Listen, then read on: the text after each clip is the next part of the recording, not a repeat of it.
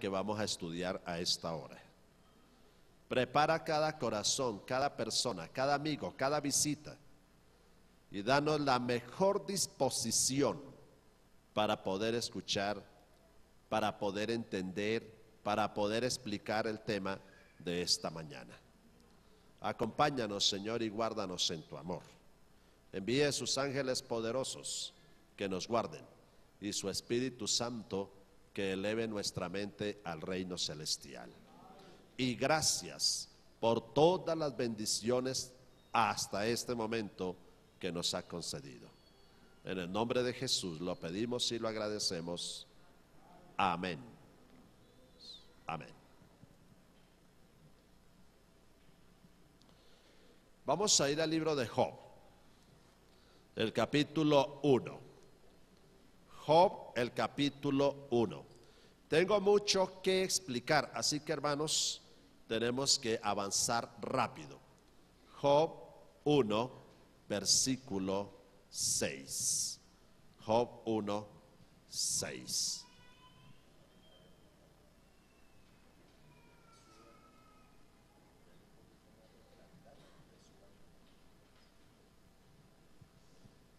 Job 1:6.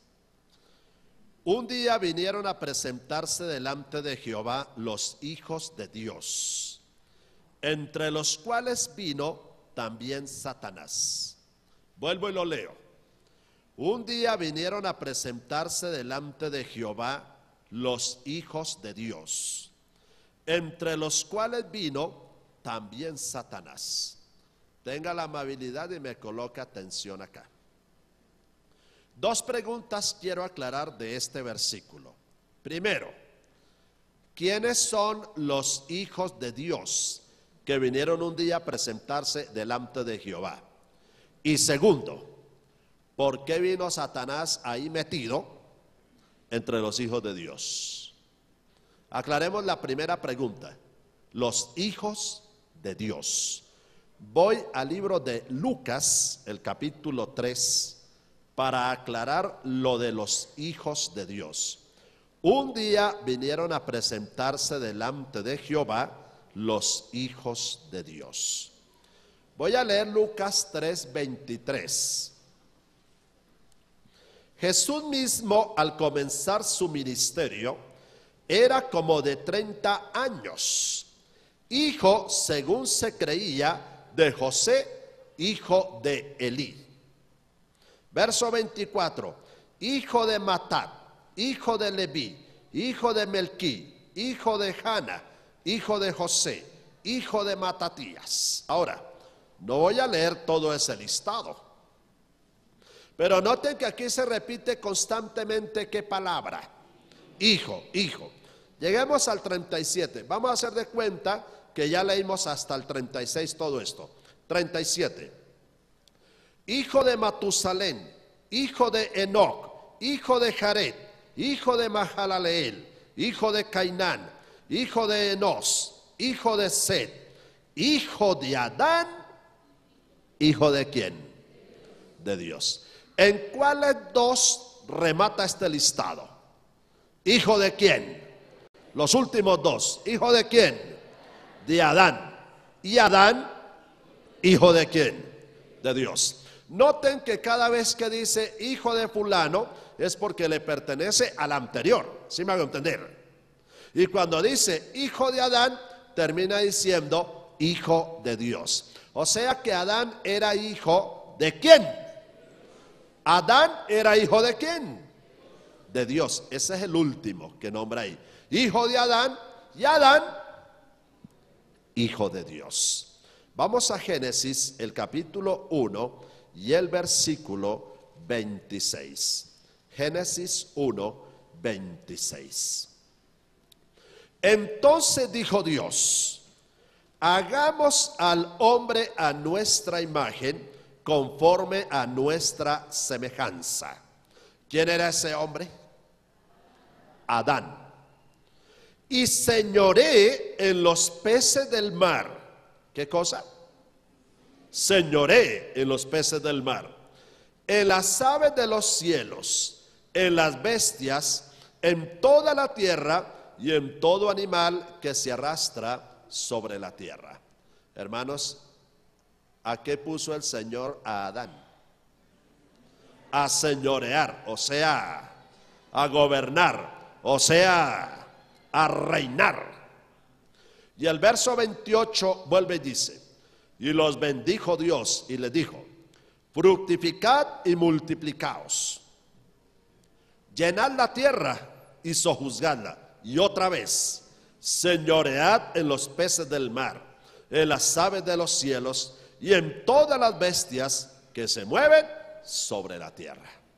Tenga la amabilidad y me coloque atención acá. ¿A qué puso Dios a su hijo Adán? A gobernar, a dominar, a reinar.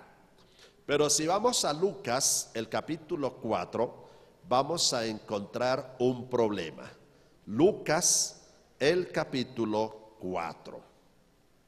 Dice el versículo 5 y 6. Lucas 4, 5 y 6. Y le llevó el diablo a un monte, a un alto monte, al Señor Jesús. Y le mostró en un momento todos los los reinos de la tierra. 6. Y le dijo al diablo: a ti te daré toda esta potestad y la gloria de ellos, porque a mí me ha sido entregada y a quien quiero la doy. Hermanos, ¿a quién le entregó en Génesis 1, 26 y 28 Dios los reinos? Adán. Pero ahora, ¿quién dice en Lucas 4, 6 que se le entregaron? Satanás. Satanás dice: todos estos reinos a mí me han sido ¿qué? Entregados. Pero yo encuentro en Génesis 1, 26 al 28 que el Señor se los entregó fue a Adán. ¿Por qué dice Satanás: a mí me han sido entregados? Porque la Biblia dice que si alguno es vencido por alguien, viene a ser esclavo del que lo venció. Y Satanás venció a Adán y pasó a ser el ¿qué? El rey. El reino pasó a Satanás. Ahora yo les voy a hacer una pregunta. ¿Será que el diablo le quitó a Adán los reinos y Dios se quedó de brazos cruzados sin hacer nada? Mire lo que dice el libro de los Salmos en el Salmo 8. El libro de los Salmos, el capítulo 8. Voy a leer del versículo 3 en adelante. Salmos capítulo 8, versículo 3 en adelante.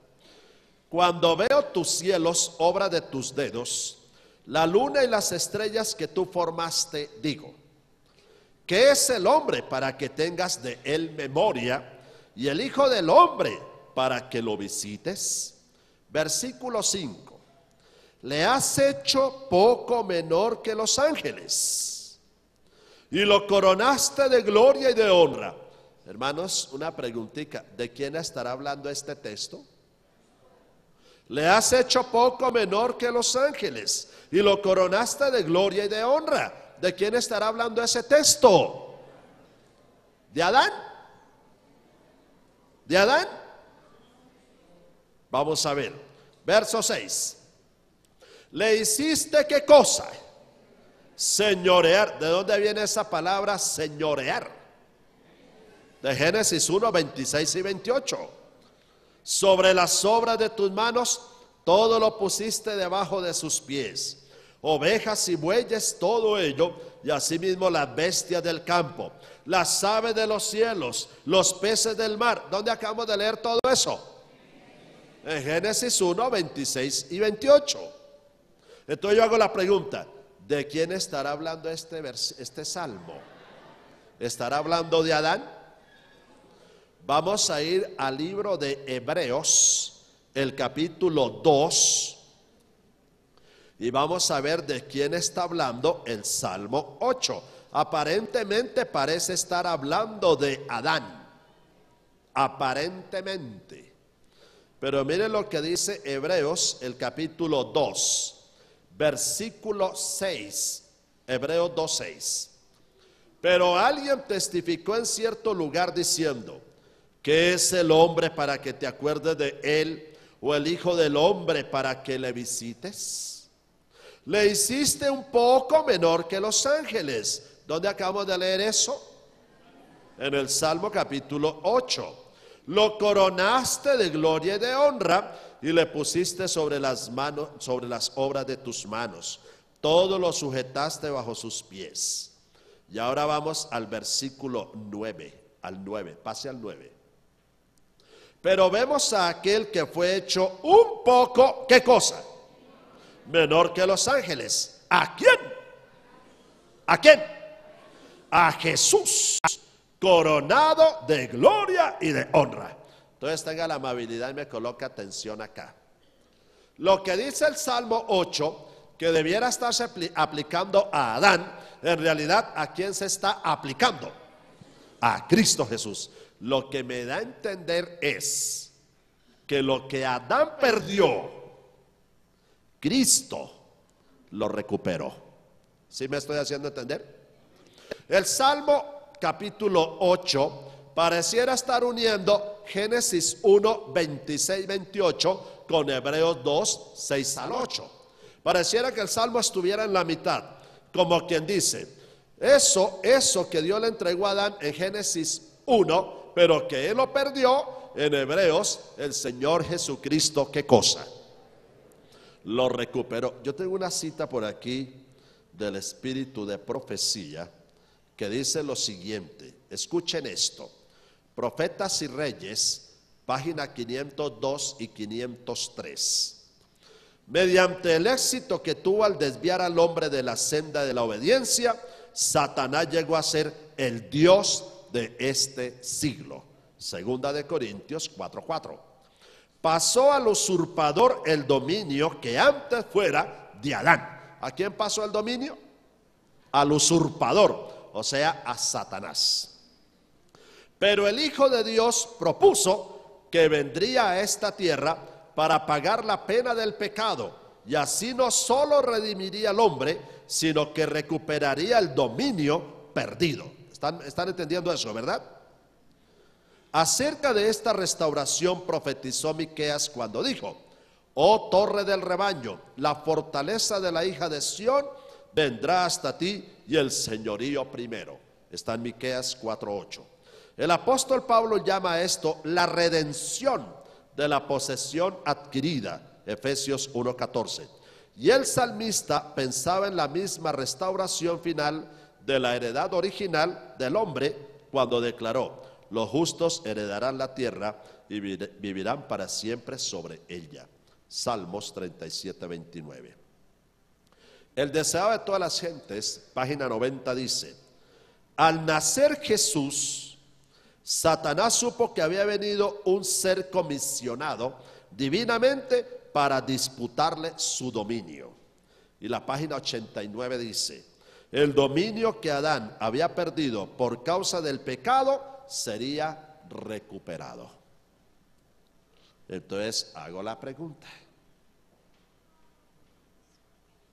Gracias, hermana. Hago la preguntita. Escuche. Cuando dice la Biblia que un día vinieron a presentarse delante de Jehová los hijos de Dios, ¿quiénes eran esos hijos de Dios?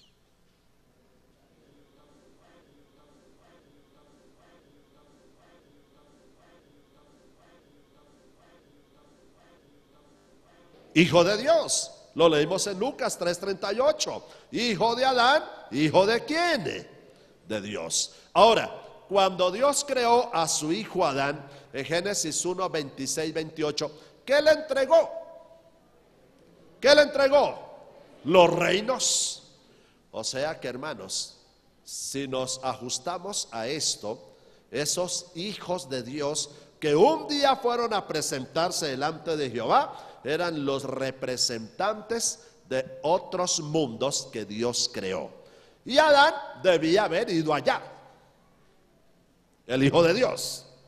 Pero como él entregó el reino, el dominio a Satanás, entonces, ¿qué hacía Satanás allá metido entre los hijos de Dios, como nuestro representante.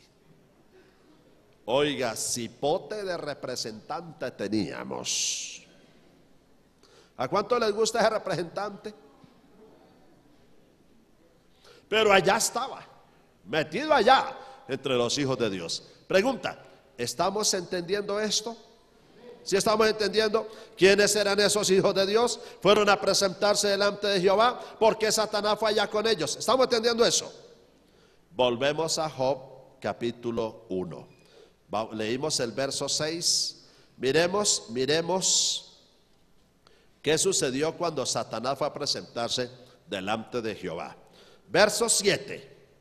Y dijo Jehová a Satanás, ¿de dónde vienes?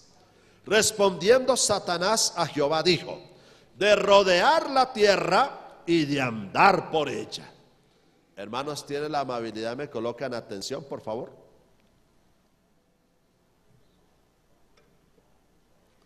Colóquenme atención. ¿Qué fue lo que le quiso decir Satanás al Señor cuando le dijo de andar la tierra, de rodear la tierra y de andar por ella? ¿Qué fue lo que le quiso decir? ¿Qué entiende usted ahí? ¿Que se la pasaba paseando? No. Satanás, ¿de dónde vienes? Y él le dice, de rodear la tierra y andar por ella. ¿Qué fue lo que le quiso decir el diablo ahí?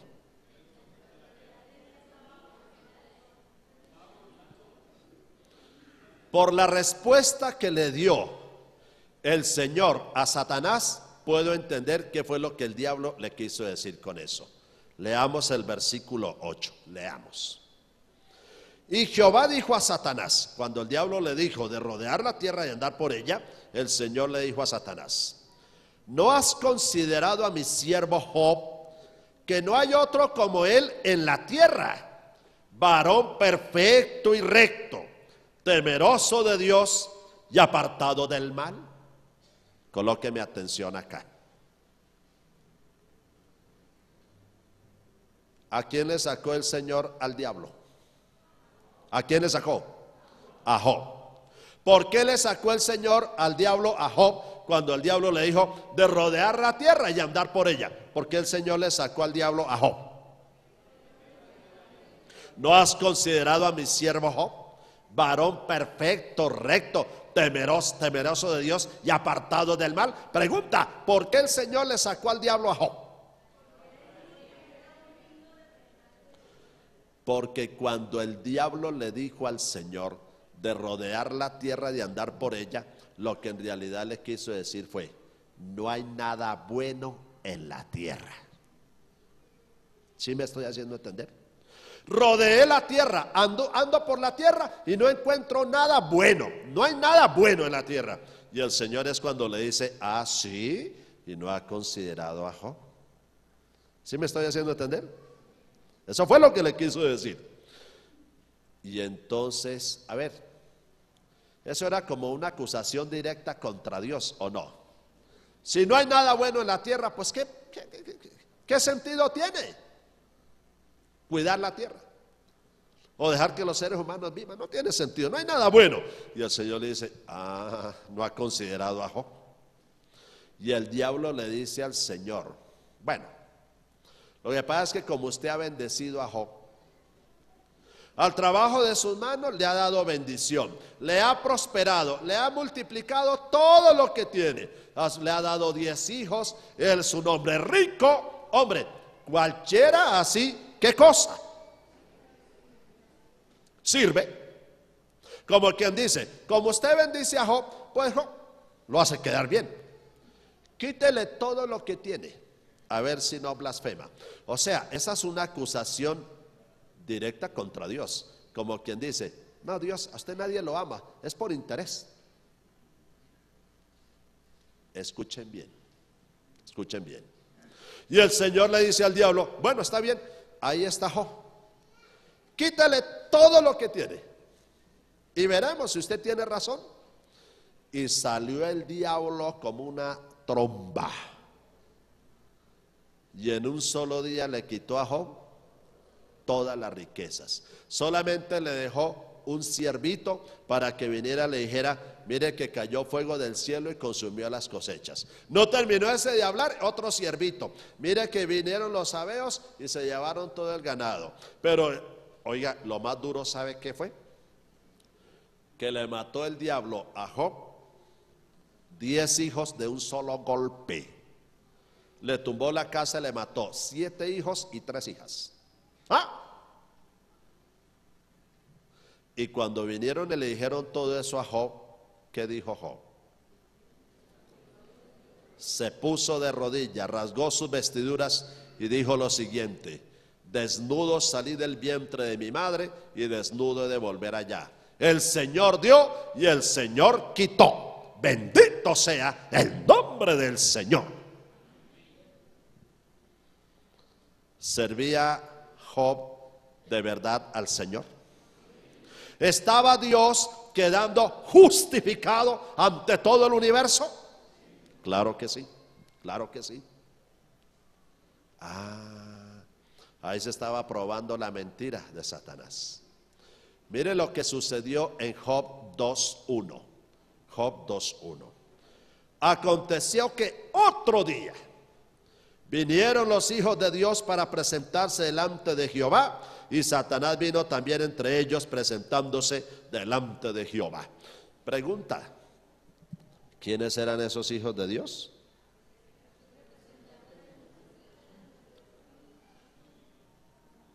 ¿Quiénes eran? Los representantes de otros mundos creados. ¿Por qué vino ahí Satanás? ¿Por qué vino? Porque le había quitado el dominio al representante de nuestro planeta, a Adán. Y otro día vinieron a presentarse. Parece que periódicamente iban a presentarse delante del Señor a dar cuenta de su mayordomía. Y entonces el verso 2 dice, Job 2:2. Y dijo Jehová a Satanás: ¿de dónde vienes? Respondió Satanás a Jehová y dijo: de rodear la tierra y de andar por ella. Pregunta: ¿qué fue lo que quiso decir? No encuentro nada bueno. Ahora la pregunta: esta vez ¿no estaba el diablo guardando por allá algo que sí sabía? ¿Sí o no? Sí había algo bueno. Entonces en el versículo 3 Jehová dijo a Satanás: ¿no has considerado a mi siervo Job? Otra vez le saca Job, que no hay otro como él en la tierra, varón perfecto y recto, temeroso de Dios y apartado del mal, y que todavía retiene su integridad, aun cuando tú me incitaste contra él para que lo arruinara sin causa. Otra vez el Señor le saca a Job. Y entonces ahora el diablo le dice al Señor: bueno, está bien, reconozco que Job es macho, soportó, está bien, me aguanto, pero piel por piel, todo lo que el hombre tenga hará por su vida. Tóquele ahora la salud, a ver. Sigue, pobre Job. Job no sabe lo que está pasando. Él no sabe. Él está siendo un objeto ahí. Job, como dijo Pablo, es un espectáculo para el universo. Y entonces el Señor le dice al diablo: bueno, está bien, le permito que le toque la salud, pero no le quite la vida. Y dice la Biblia que el diablo salió como una tromba y le mandó una sarna, una enfermedad maligna al pobre Job. Desde la planta del pie hasta la coronilla le tocaba a Job rascarse con un tiesto y sentarse sobre arena, sobre ceniza, para tratar de encontrar alivio. ¿Qué fue lo único que no le quitó el diablo a Job? ¿Ah? La mujer.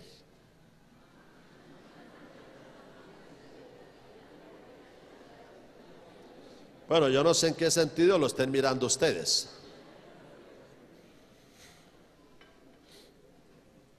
Pero la pregunta es: ¿para qué le dejó el diablo la mujer a Job?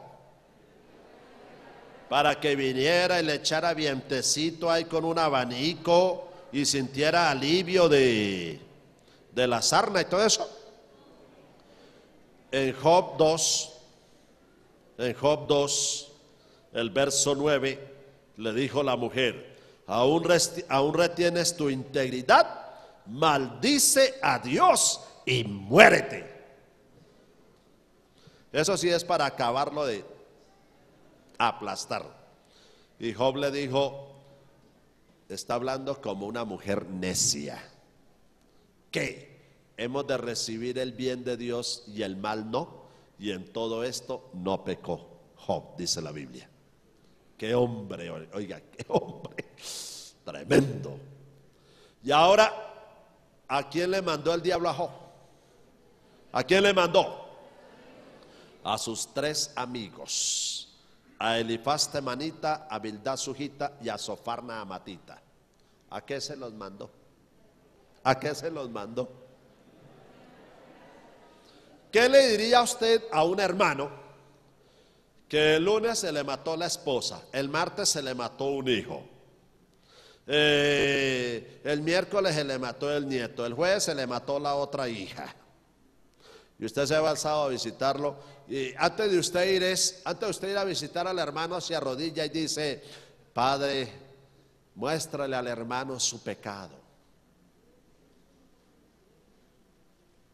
Porque eso no le puede pasar por cualquier causa a una persona. Si eso le pasa a una persona, es porque hay algo ahí escondido. Pero es que ni el mismo Job sabía qué estaba pasando, mucho menos sus amigos. Pero si usted lee todo el libro de Job, va a encontrar que viene Elifaz temanita y le dice a Job: usted es muy perverso, Job. Y luego viene Bildad sujita y le dice: uy, no, terrible, Job, ¿qué pecado tenía escondido, hermano? Y luego viene Sofar naamatita y viene y le dice: uy, Job, es que usted es muy corrompido, hermano. Es que para que le pase todo eso. Y el pobre Job, defiéndase. Ahí fue donde yo entendí por qué Job 42, el Señor le dice a Elifaz temanita: mi ira se encendió contra ti y tus 2 compañeros, porque no habéis hablado lo recto como mi siervo Job. Si ellos acusaban a Job de gran maldad, entonces Satanás sí tenía razón. Y Dios estaba bendiciendo a un ¿qué? A un corrupto. Y le tocó a Job orar, y el Señor le perdonó a sus amigos. Bueno, ustedes conocen el fin de la historia. Ahora Dios le devolvió multiplicado todo a Job y le dio las 3 hijas más hermosas, Gemima, Sesia, Carejepú, le devolvió sus hijos. Bueno, conocemos ya el fin de la historia. He tocado este caso es por la siguiente razón: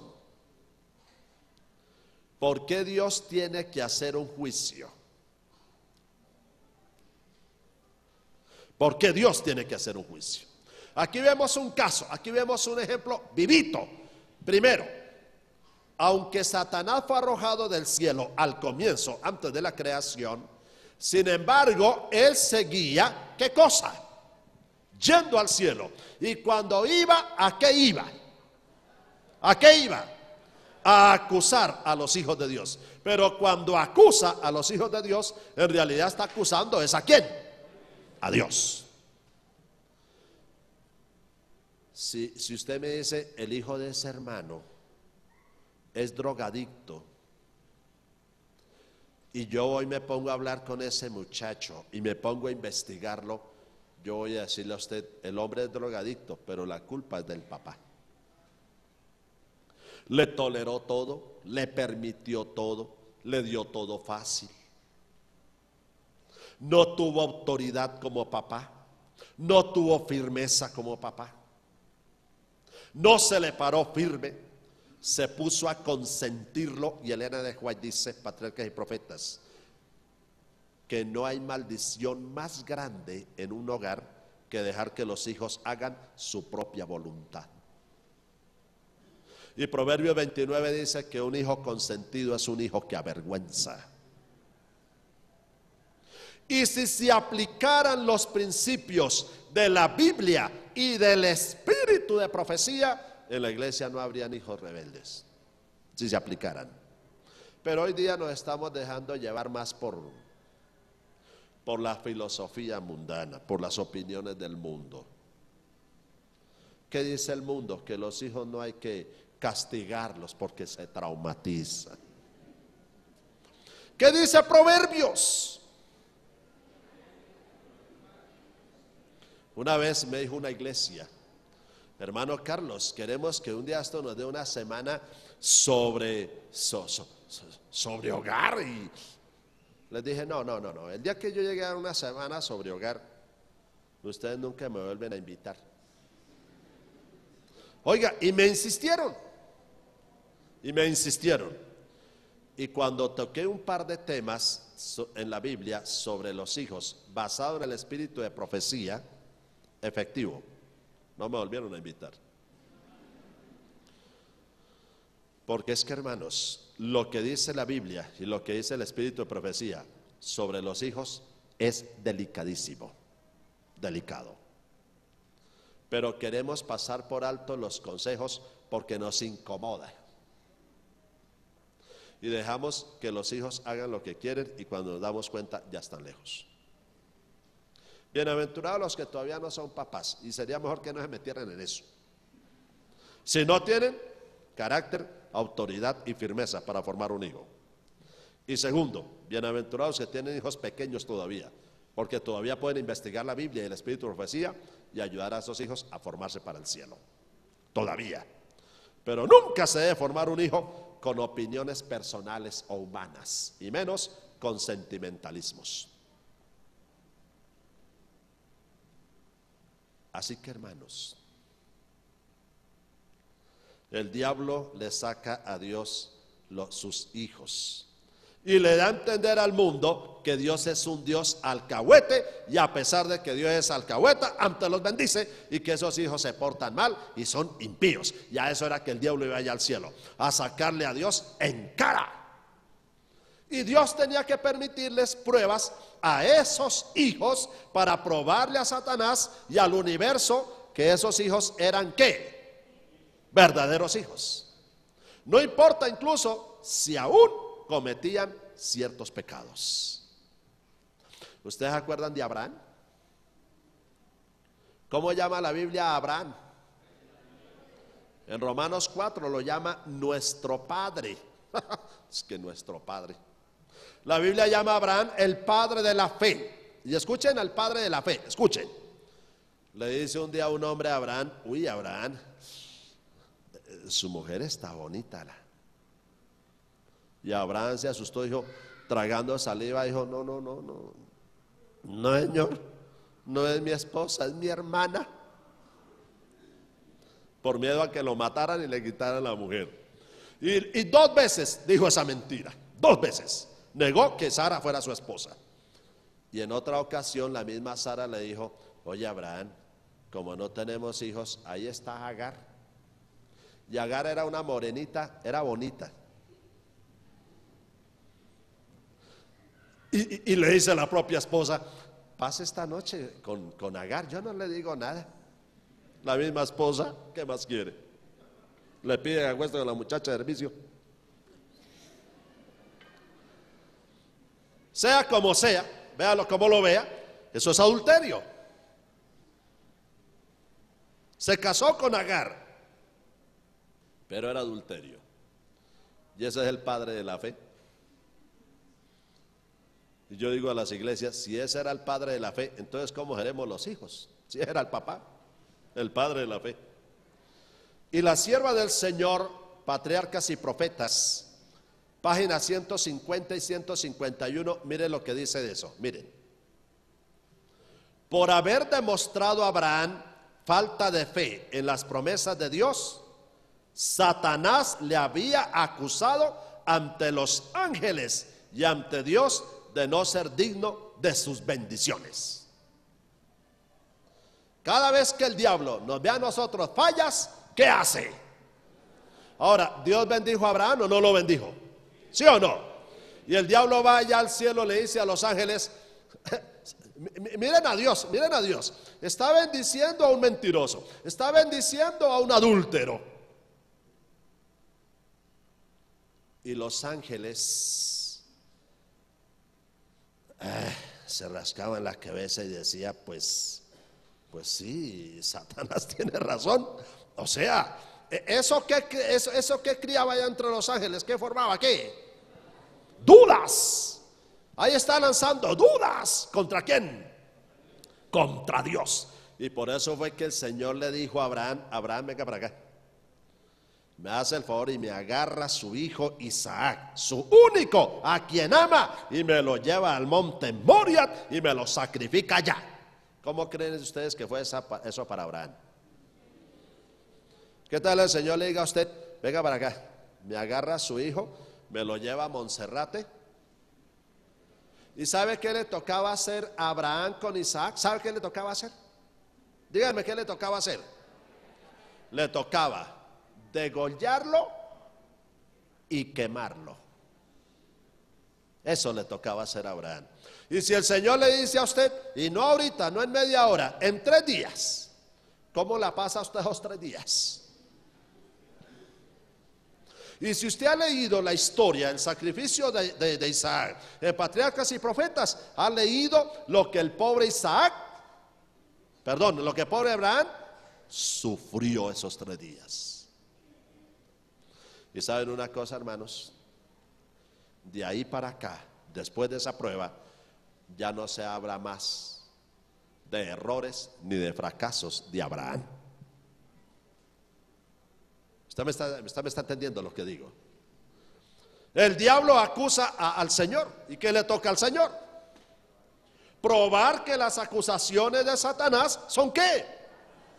Falsas. Ahora, no quiere decir que Satanás no tenga razón. Él se agarra de nuestros pecados, Él se agarra de nuestras debilidades, Él se agarra de nuestros fracasos, de nuestras caídas.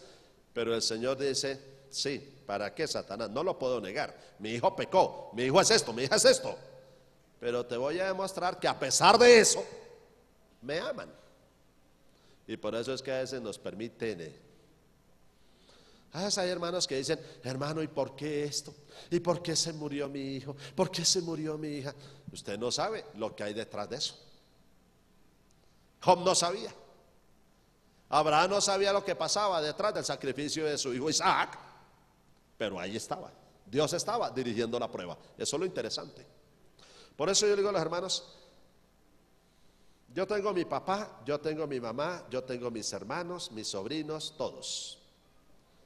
Pero ¿saben cuál es la persona que más amo en la vida? Y la que le pido a Dios que nunca me va a faltar es mi esposa.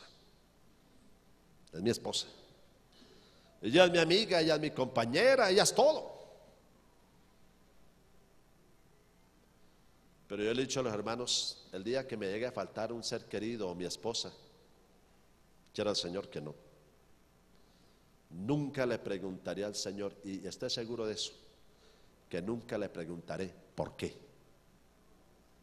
Y con todo respeto, porque no quiero ofender a nadie. Con todo respeto se lo digo. A mí a veces me ofende cuando los hermanos empiezan a preguntar ¿por qué?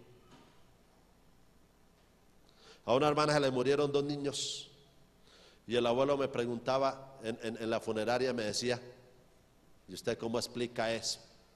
Yo también pensaba, ¿y qué querrá que le explique?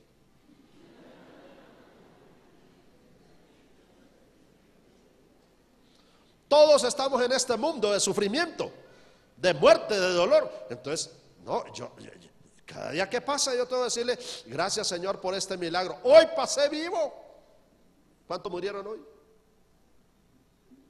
Y al otro al despertar, uy, Señor, de rodillas, amén, gracias por el milagro, amanecí vivo, antes de mucha misericordia del Señor. Y nosotros preguntando que por qué.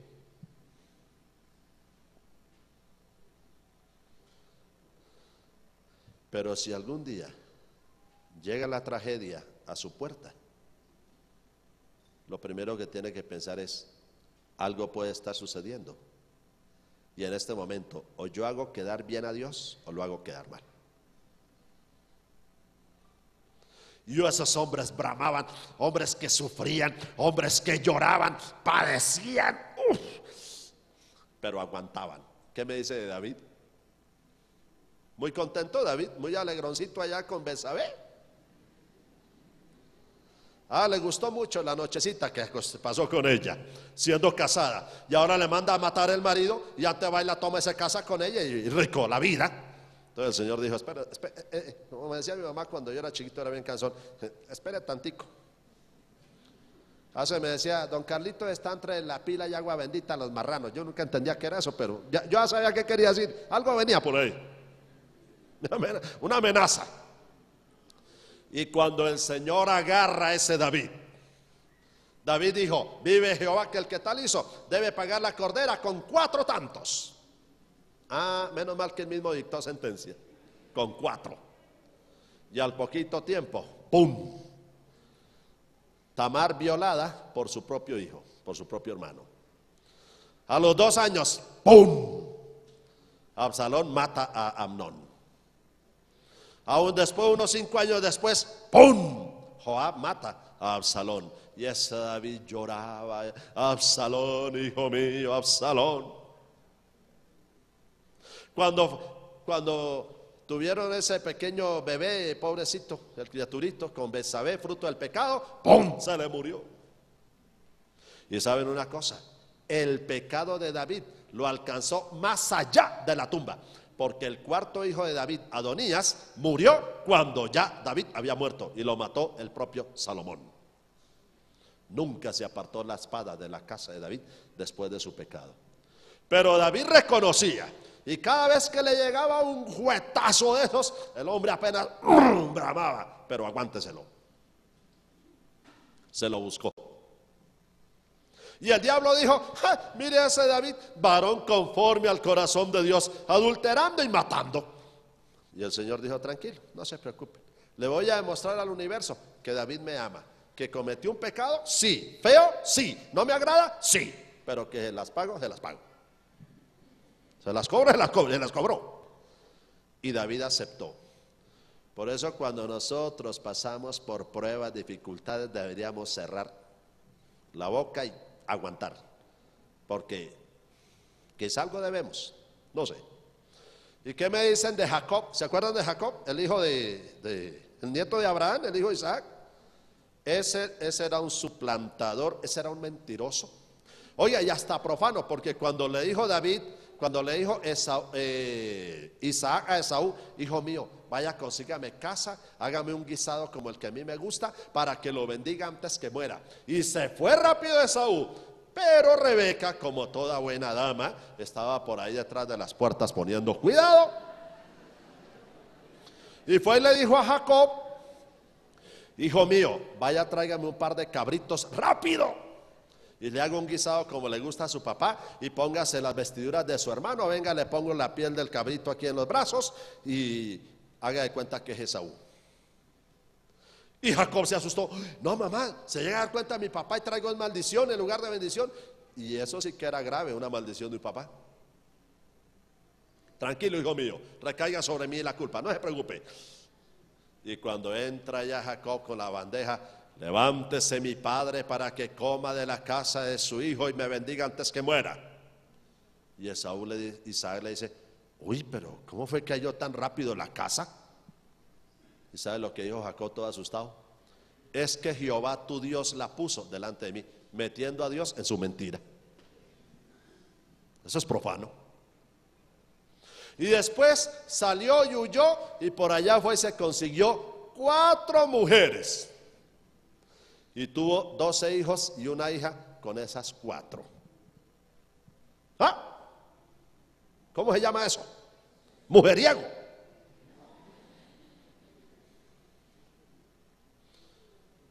Y sin embargo Dios se le apareció en un sueño y le dijo, tranquilo Jacob, lo voy a volver a traer a esta tierra y lo voy a bendecir en todo. Y el diablo rapidito llegó como una flecha al cielo. ¿Sí lo ven?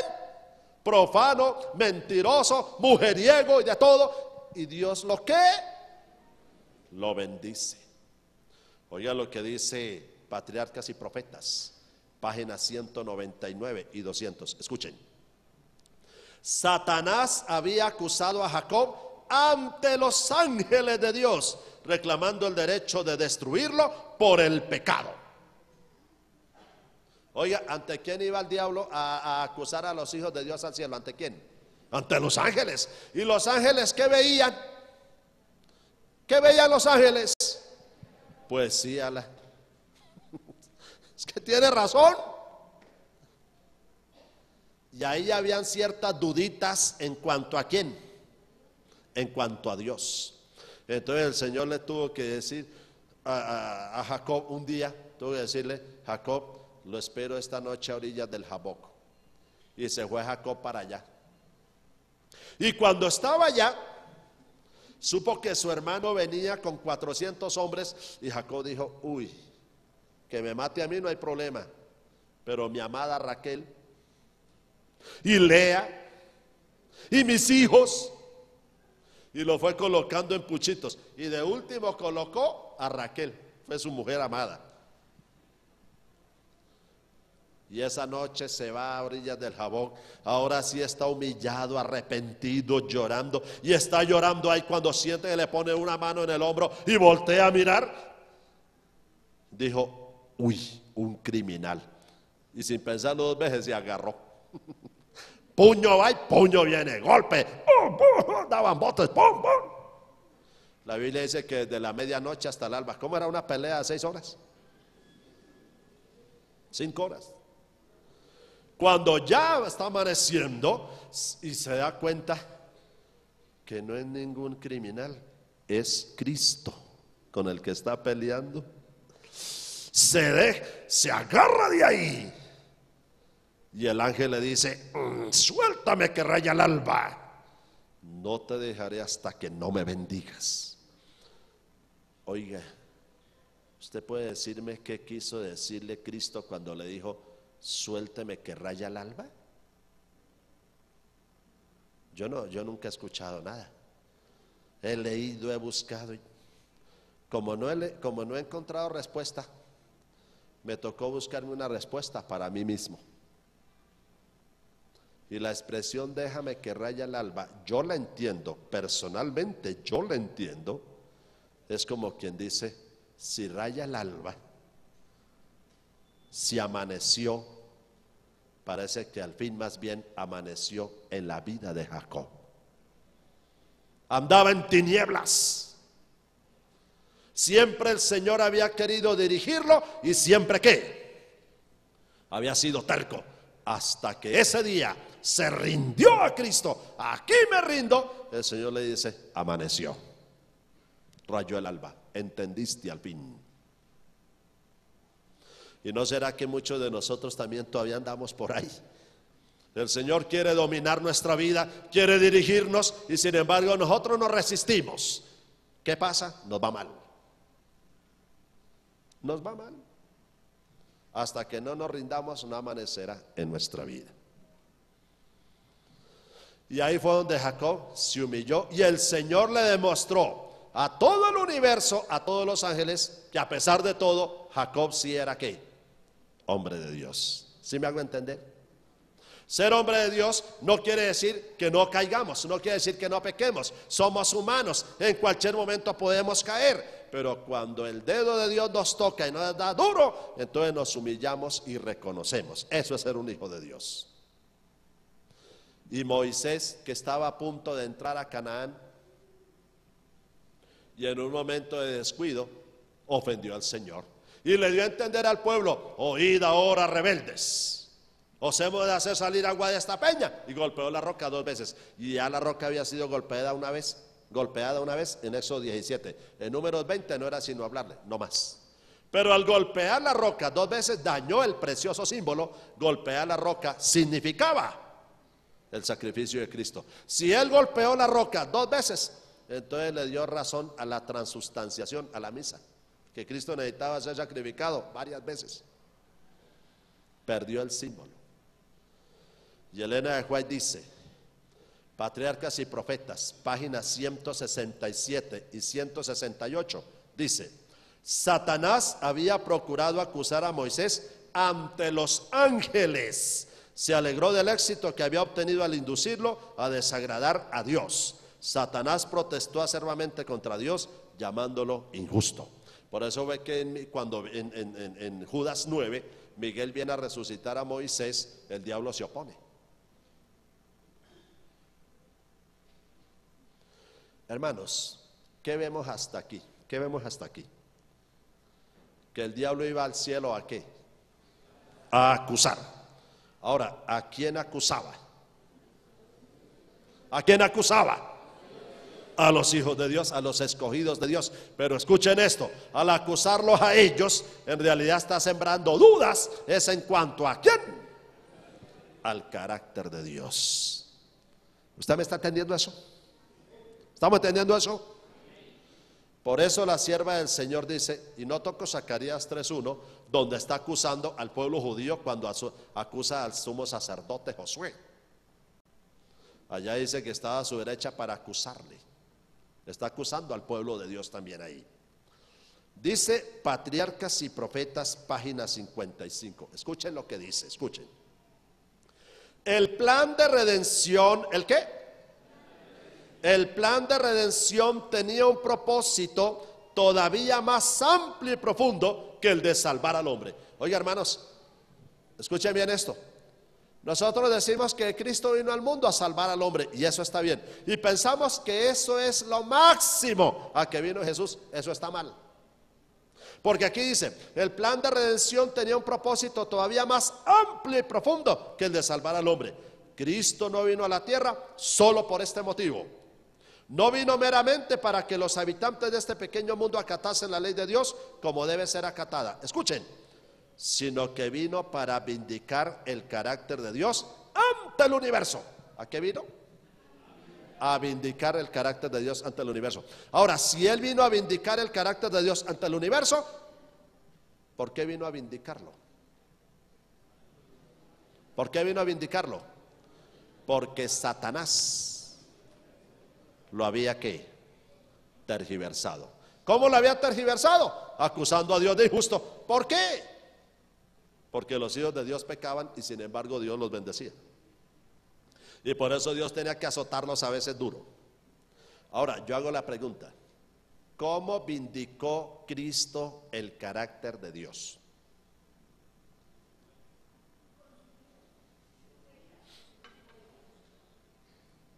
Voy a leer unas citas y las voy a leer rápido. Deseado a toda la gente es página 708. Escuchen esto.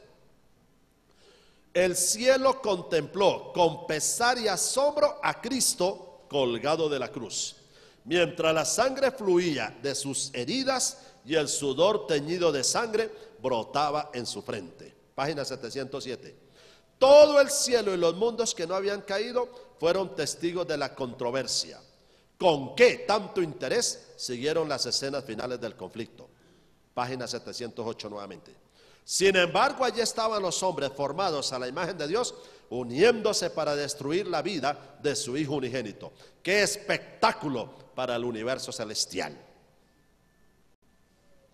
Cristo vino como un manso cordero. ¿Y qué hizo Satanás? Se ensañó contra Cristo y lo masacró. ¿Ustedes han visto un cordero?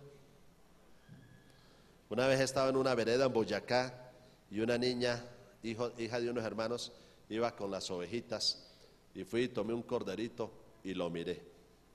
Un corderito. Qué mansedumbre. Y si usted me viese a mí agarrar un corderito de esos y masacrarlo sádicamente, ¿qué pensaría? Un animal inocente. Y Jesús era un cordero inocente y Satanás lo masacró feo. Y mire lo que dice, desea toda la gente, es página 706. Escuchen esto. Hasta la muerte de Cristo, ¿qué leí, hermanos? ¿Cómo? Hasta la muerte de Cristo, el carácter de Satanás no fue revelado claramente a los ángeles ni a los mundos que no habían caído. O sea, si hasta la muerte de Cristo el carácter de Satanás no había sido revelado claramente a los ángeles ni a los mundos que no habían caído, ¿cómo estaban los ángeles? Estaban confusos. Le hallaban cierta razón a las acusaciones de Satanás. El carácter de Dios estaba en duda, el carácter de Dios estaba en juego. Y tuvo que venir Jesús a morir para desenmascarar a Satanás.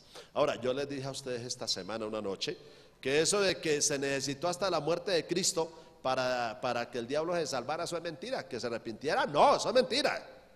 ¿Quién dijo que cuando el diablo fue echado del cielo, hasta ahí le llegó ya? Su oportunidad de arrepentirse fue allá. Cuando lo echaron se le acabó. No fue después de que lo echaron que tenía más oportunidad, no. Lo que se necesitó hasta la muerte de Cristo fue tiempo ¿para qué? Para que el carácter de Satanás fuera revelado a los ángeles. Otra cita dice, Deseo toda la gente, es página 709. Satanás vio que su disfraz le había sido arrancado. Su administración quedaba desenmascarada delante de los ángeles que no habían caído y delante del universo celestial. Se había revelado como homicida al derramar la sangre del Hijo de Dios. Había perdido la simpatía de los seres celestiales. Estaba roto el último vínculo de simpatía entre Satanás y el mundo celestial. O sea que Jesús tuvo que morir para quitarle el disfraz y la máscara a Satanás. ¿Estamos entendiendo eso? ¿Sí estamos entendiendo? Patriarcas y Profetas, página 57 dice: Satanás había revelado su carácter de mentiroso y asesino. Y ahora sí es cuando los ángeles, ¿qué cosa? Dicen, ya no queremos más a Satanás aquí. Y ahora sí es cuando es arrojado, ¿qué? Definitivamente. Esa es la palabra clave, definitiva. Porque ya había sido arrojado, pero seguía yendo. Pero ahora es arrojado definitivamente. Y Deseado toda la gente, es página 709. Escuchen lo que dice, escuchen. Sin embargo, aunque Satanás fue desenmascarado, no fue destruido entonces. Todavía no fue destruido. Los ángeles no comprendieron ni aún entonces todo lo que entrañaba la gran controversia. Oiga, hermanos, vean eso. Si todavía los ángeles no entendieron lo que pasaba, aun cuando ya descubrieron el carácter de Satanás, entonces ¿cómo será para nosotros eso? Si ni ellos mismos lo entendieron. Los principios que estaban en juego habían de ser revelados en mayor plenitud, y por causa del hombre la existencia de Satanás debía continuar. Tanto el hombre como los ángeles debían ver el contraste entre el príncipe de la luz y el príncipe de las tinieblas. Y una hermana me decía, oiga, a mí me queda difícil entender eso de que el diablo fue arrojado y sin embargo seguía yendo al cielo. Pero eso es claro. Y quiero que vayamos un momentico para que conforme entiendan esto. Apocalipsis 12, rápidamente. Apocalipsis, el capítulo 12. Miren lo que dice en el versículo 1, rápidamente, hermanos. ¿Ya lo tienen? Apocalipsis 12, 1. Apareció en el cielo una gran señal, una mujer vestida del sol con la luna debajo de sus pies, debajo sobre su cabeza una corona de 2 estrellas. Pregunta, ¿quién es esa mujer vestida del sol? ¿Cuál iglesia? ¿Cuál iglesia? Mira lo que dice el verso 2. Estando encinta, clamaba con dolores de parto en la angustia del alumbramiento. ¿Cómo está esa mujer? Está embarazada. Y el verso 5 dice, ella dio a luz un hijo varón que regirá con vara de hierro a todas las naciones, y su hijo fue arrebatado para Dios y para su trono. ¿Quién es ese hijo? ¿Quién? Si esto es un lenguaje profético, no literal, entonces ¿quién es la mujer vestida del sol que da a luz a un hijo? ¿Cuál? El pueblo judío. Esa mujer vestida del sol, con la luna debajo de sus pies y sobre su cabeza una corona de 2 estrellas, que estando encinta clamaba con dolores de parto en la angustia del alumbramiento, y que en el verso 5 da a luz un hijo y su hijo es arrebatado para Dios y para su trono. Esa mujer es el pueblo judío. Porque la mujer del verso 6 hasta el 15 es la iglesia de la Edad Media. Y la última, del verso 17, que guarda los mandamientos, ya es el pueblo adventista.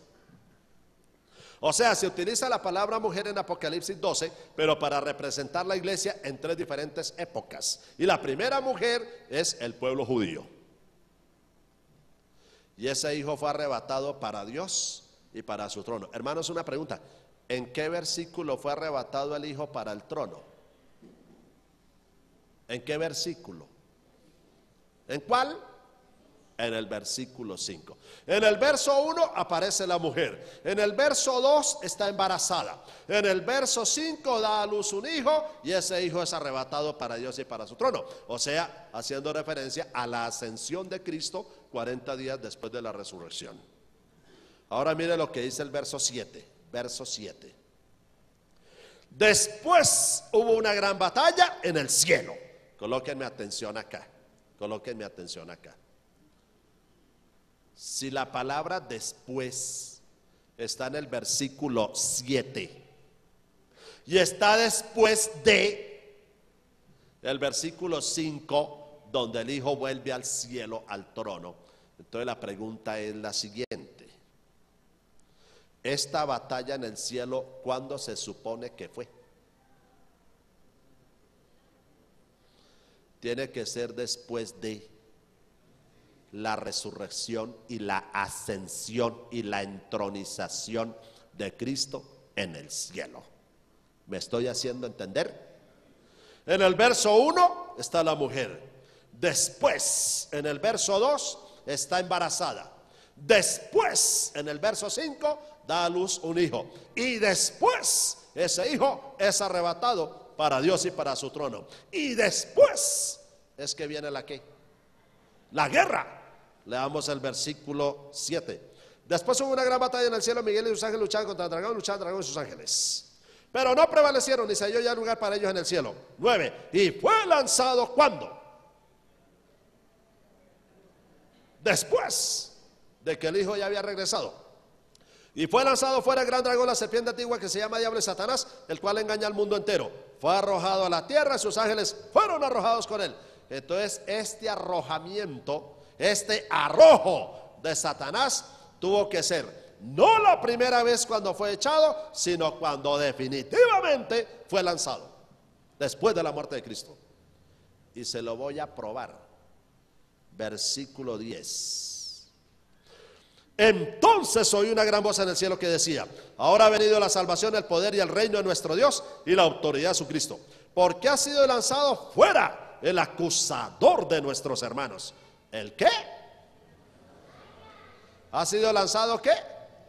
Fuera. ¿El qué? El acusador de nuestros hermanos. Y todos estos casos que leí aquí,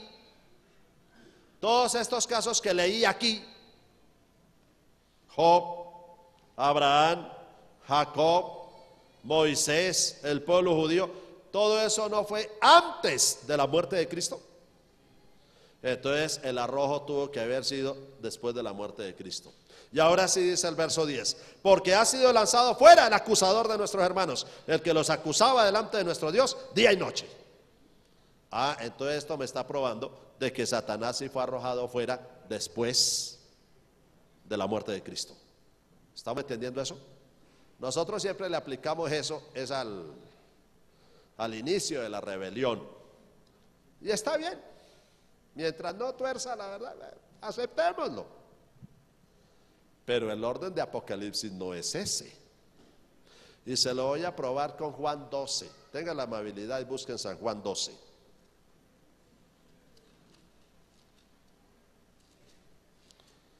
Hermanos, les tengo una buena nueva. Ya nos vamos a ir. Ya nos vamos a ir. Mire lo que dice Juan 12. Yo voy a leer primero el 32. Voy a leer el verso 32.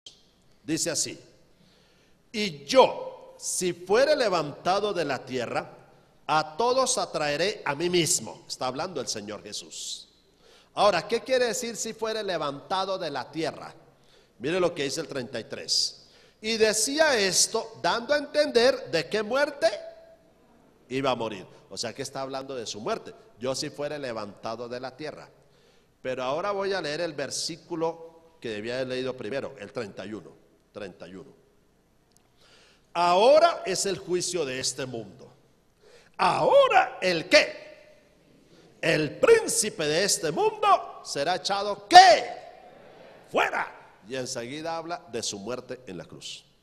O sea que la muerte de Cristo iba a causar que Satanás fuera echado fuera.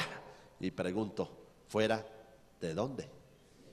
Tenía que ser del cielo. Cuando Cristo murió, Satanás quedó desenmascarado y no pudo volver más al cielo a seguir acusando. Ahora, hago una pregunta, la contesto y me voy. Ya no me van a ver más por aquí. Pueden descansar en paz. Pobrecitos los de la central de Bucaramanga, no saben lo que les llega allá mañana. Ustedes descansan ya. Escuchen lo que les digo. Si aún con la muerte de Cristo, dice la sierva del Señor, ni aún los ángeles entendieron, entonces hago la pregunta: ¿qué tiene que hacer Dios para que ahora sí los ángeles entiendan, los redimidos entiendan y los impíos entiendan?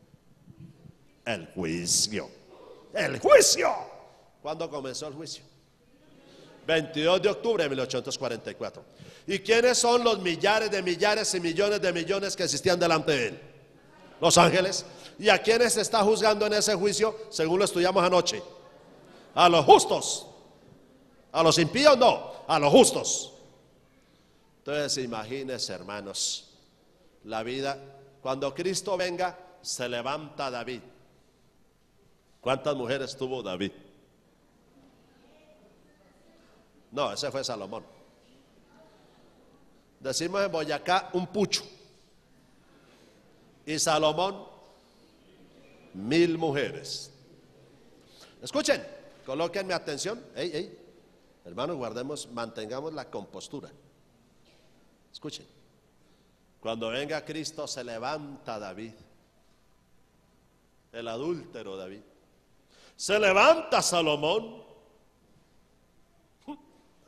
Mujeriego es Salomón. No, es que 1000 mujeres.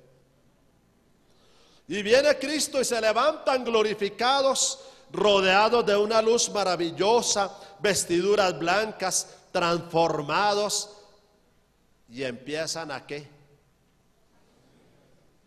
A ascender al cielo. Y allá va David, allá va Salomón, ese rey Manasés. Uy, qué rey tan perverso yo. Si usted lee 2 Reyes 21, dice Manasés se condenó. Pero si lee 2 Crónicas 33, habla del arrepentimiento de Manasés. Pero quiero decirles que un asesino, bien asesino en esta época, le queda chiquito a Manasés. A tal grado que cogió al profeta Isaías, lo metió en un tronco y lo partió en dos. Al profeta Isaías. Y sin embargo el Señor lo humilló y el hombre se arrepintió. Y ese día que Cristo venga, va subiendo allá al cielo. Lo increíble es que a lo mejor usted, sin haber matado ni siquiera una mosca, y no se salve. Eso es lo increíble. Y un hombre de esos tan perversos y malos, y un día va a ascender al cielo transformado y glorificado. Hermanos, entonces yo imagino, bueno, dejemos de hablar de eso, la verdad que no interesa. Pensemos en usted y en mí. Un Carlos Paipilla, que si usted conociera mi vida y mi historia diría terrible. ¿Y usted qué? Bien orgullosos, bien vanidosos, bien fregados, bien envidiosos, bien criticones, con doble personalidad. Hoy estamos sonrientes, toteados de la risa, mañana no queremos que nos miren. Todo eso es fruto del pecado. Y sin embargo, por la gracia de Dios, si nos logramos salvar, hermanos, y subir ese día que Jesús venga, a empezar uno a subir con vestiduras blancas. Escuchen bien, escuchen bien. Cuando Cristo venga, a los ángeles les tiene que quedar bien clarito porque usted va a entrar por las puertas del cielo. ¿Sí me hago entender? De tal manera que cuando usted entre allá con vestiduras blancas y glorificado y y transformado y su rostro como el sol, los ángeles le dieron la bienvenida. Adelante, hermano, siga al cielo.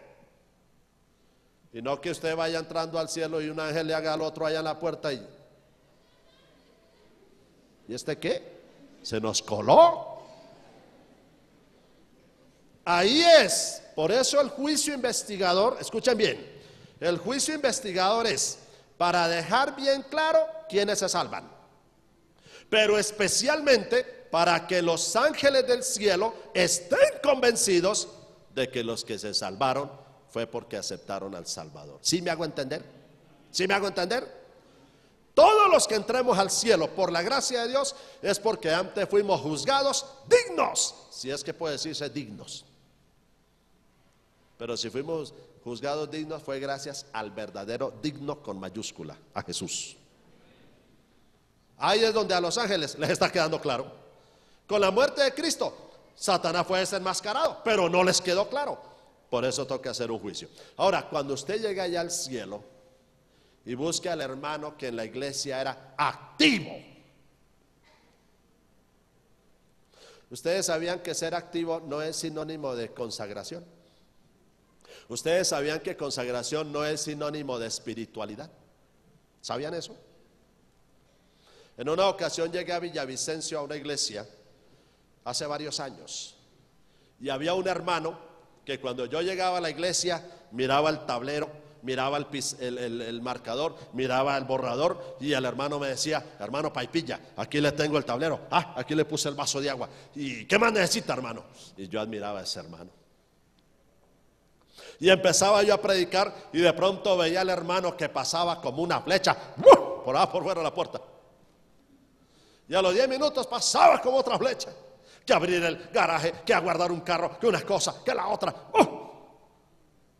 Al otro día llegué y otra vez: hermano Paipilla, ya le tengo aquí listo todo. Hermano Paipilla, aquí está todo. Hermano Carlos. Ya le empecé a predicar y al rato lo miré ya otra vez corriendo para lado y lado, ocupado. Al tercer día llegué y otra vez. Pero siempre me preguntaba: ¿necesita algo más? Y ese día le dije: sí, hermanito, necesito una cosa, que se siente y escuche el tema, hermano. Y yo siempre digo a los tesoreros en las iglesias, les digo: hermano, hágame un favor, recojan diezmos y ofrendas, por favor guárdelo y hágame un favor, escuche el tema. Hágame ese favor. Hombre, cuente después los diezmos, pero usted necesita el tema. Y entonces, por la gracia de Dios, usted y yo entramos al cielo. Los ángeles ya están claros de eso. ¿Está bien?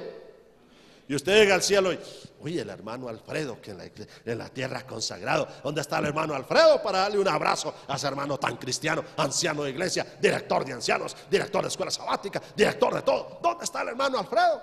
Señor Jesús, no encuentro al hermano Alfredo. Sí, tiene razón, no está. ¿Cómo así, tan consagrado? Entonces, durante los 1000 años allá en el cielo tiene que hacerse ¿qué cosa?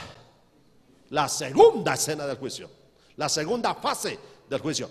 Pero ¿saben una cosa? La Biblia dice en Apocalipsis 20, 4 al 6, que ese juicio lo va a hacer Cristo y los redimidos. Ahí ya no hay ángeles. ¿No se han dado cuenta de eso?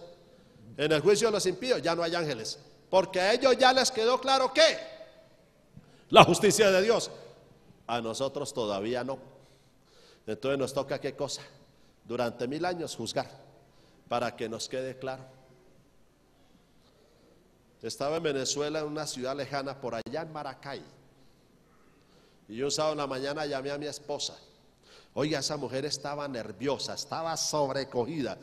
Y me contó y me dijo: amor, ¿cómo te parece que ayer venía un niño pasando una finca por allá? Y salieron unos perros, 4 perros, y mataron a ese niño. Y cuando la policía llegó, los perros estaban comiéndose al niño. Un niño de 6 años. Y un policía llorando contaba a las noticias, les decía: ojalá que hubieran matado rápido a esa criaturita, Cuando llegaron los policías tuvieron que matar los perros porque les enfrentaron, estaban encarnizados con el criaturito. Y mi esposa me hacía esta pregunta: amor, ¿por qué el Señor permite que sucedan esas cosas? Y hay cosas que uno no entiende. Allá es donde se van a responder tantos interrogantes. ¿Por qué la muerte de niños? ¿Por qué la muerte de aquello? ¿Por qué la muerte de aquello? Y viene al fin del milenio y se levantan los impíos. La tercera fase del juicio. Antes de que Dios haga llover fuego del cielo a la tierra, antes le muestra a cada impío allá en su mente por qué se perdió. Y todas las oportunidades que le dio para salvarse. O sea que, hermanos, en el juicio, en las tres fases del juicio, es donde Dios queda plenamente ¿qué? Justificado y vindicado.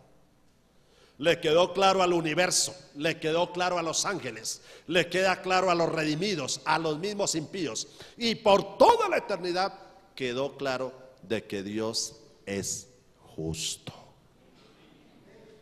¿Entendemos por qué el juicio?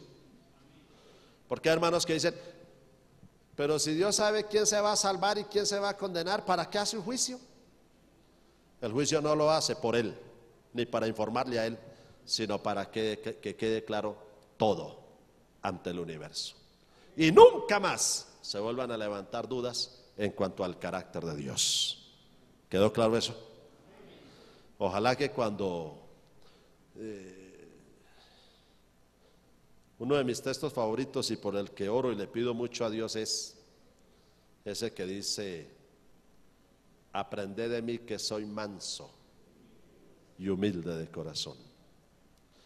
A mí me da la impresión que los mansos y los humildes no sufren tanto, y me gustaría eso.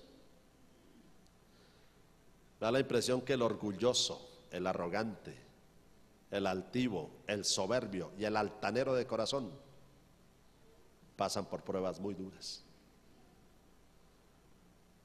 Que Dios le conceda, querido hermano, nos conceda a todos un corazón manso y humilde, un corazón noble, y que reconozcamos nuestros pecados y nos humillemos ante el Señor. Amén. Incline el rostro. Esta es mi oración personal. Después vendrá otra oración para despedirnos, pero esta es mi oración personal para finalizar esta semana y este tema de esta mañana. Oremos. Bendito Dios y Padre que está en los cielos, ayúdanos a entender estas grandes cosas y estos grandes misterios del plan de salvación. Y aunque haya cosas que no entendamos todavía, ayúdanos, Señor, a tener paciencia. Algún día entenderemos todo. Pero hasta donde tú creas que es necesario entender, ilumínanos, revélanos tus secretos y que podamos entender cada vez más y mejor el santo y divino plan de salvación. Bendiga a la iglesia, bendiga a estos hermanos aquí presentes, estos amigos, estas visitas, y que el Espíritu de Dios obre en sus vidas y lo lleve a entregar su vida al Salvador.